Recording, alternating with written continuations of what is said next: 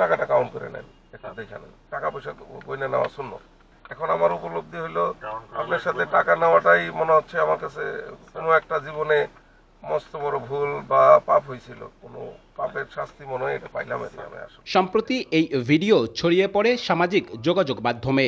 টাকা দিতে যাকে দেখা যাচ্ছে তিনি স্থানীয় সরকার বিভাগের খুলনার নির্বাহী প্রকৌশলী AKM আনিসুজ্জামান, আর যাকে ফেরত দেয়া হচ্ছে তিনি স্থানীয় সরকার বিভাগের ঠিকাদার আবুল কালাম আজাদ। কয়েক মাস আগে ধারণ করা এই ভিডিও নিয়ে কেন এত আলোচনা সমালোচনা? ঠিকাদারের অভিযোগ, যশোরের মনিরামপুরের 21টি সড়ক নির্মাণে 28 কোটি টাকার 4টি প্রকল্পের কাজ পেতে টেন্ডার জমা দেয় AEC and Mayaz trading international নামের একটি যৌথ প্রতিষ্ঠান। তবে কাজ পেতে তৎকালীন স্থানীয় সরকার প্রকৌশল অধিদপ্তরের নির্বাহী প্রকৌশলী মোহাম্মদ আনিসুজ্জামান ঘুষ দাবি করেন বলে অভিযোগ করেন ঠিকাদার আবুল কালাম আজাদ। সর্বনিম্ন দরদাতা হয়েও ঘুষ না দেয়ায় প্রকল্পের কাজ দেয়া হয় অপর একটি প্রতিষ্ঠানকে। এ ঘটনায় মামলা করেন আবুল কালাম আজাদ। এরই মধ্যে খুলনায় বদলি হন নির্বাহী প্রকৌশলী আনিসুজ্জামান। নগদের কাছে সব গ্রাহকই প্রিয়, তাই তো সারা দেশে ক্যাশ আউট চার্জ সবচেয়ে কম।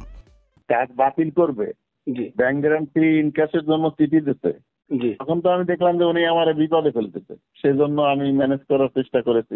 তবে সকল অভিযোগ অস্বীকার করে নির্বাহী প্রকৌশলী আনিসুজ্জামান জানান, সরকারি জরুরি কাজের জন্য ধার নেওয়া টাকা ফেরত দিচ্ছিলেন তিনি।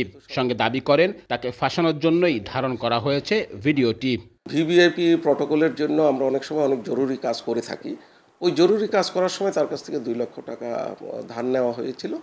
সেটা যখন তাকে ফেরত দেওয়া হয় তখন সে গোপনে এই ভিডিওটা ধারণ করে। এদিকে এই ঘটনায় যশোর অঞ্চলের তত্ত্বাবধায়ক প্রকৌশলী মোহাম্মদ শাহনুরকে প্রধান করে 3 সদস্যের তদন্ত কমিটি গঠন করা হয়েছে। আগামী সপ্তাহে তদন্ত প্রতিবেদন জমা দেওয়ার কথা রয়েছে। আব্দুল্লাহ আল মামুন রুবেল, সময় সংবাদ, খুলনা।